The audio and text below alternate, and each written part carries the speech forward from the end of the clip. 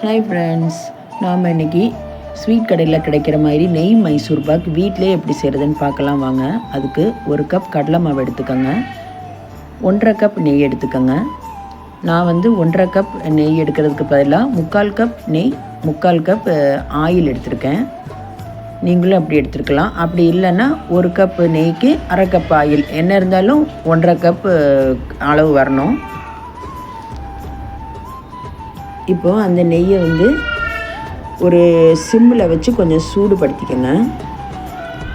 இப்போது அந்த நெய்யை கொஞ்சம் கொஞ்சமாக அந்த கடலை மாவில் சேர்த்து கிளறி விட்டுட்டே இருங்க. சப்பாத்தி பதமும் இல்லாமல் தோசை பதமும் இல்லாத அளவுக்கு அந்த கன்சிஸ்டன்சியில் வரணும்.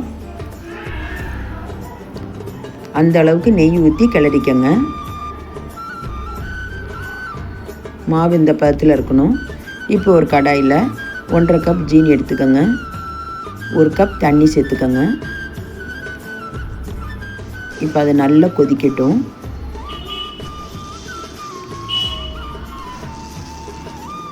நல்லா கொதித்து ஒரு கம்பி பதம் வர்றது வரைக்கும் கிளறி விட்டுக்கிட்டு, அந்த நம்ம கடலை மாவும் நெய்யும் சேர்த்து வச்சுருக்கோம்ல, அதை எடுத்து அதில் சேர்த்து கிளறி விட்டுகிட்டே இருங்க.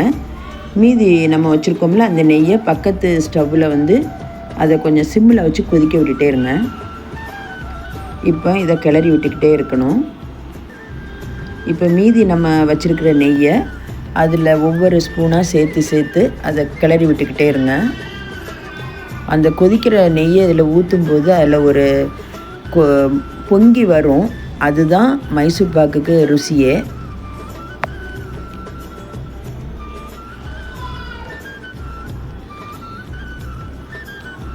நல்ல கடாயில் ஒட்டாத அளவுக்கு கிளறி விட்டுக்கிட்டே இருங்க. நல்ல சுழண்டு வர சமயம் இப்போ ஸ்டவ்வை ஆஃப் பண்ணிடலாம். அதுக்கு முன்னாடி நீங்கள் ஒரு ட்ரேயில் நெய் தடவி வச்சுக்கோங்க.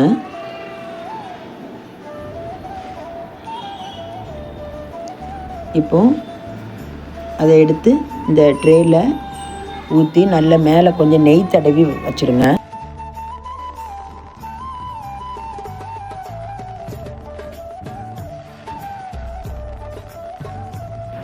கொஞ்சம் ஆறட்டும். லேஸ் சூட்டில் இருக்க சமயம் அதை கொஞ்சம் துண்டு போட்டுருங்க.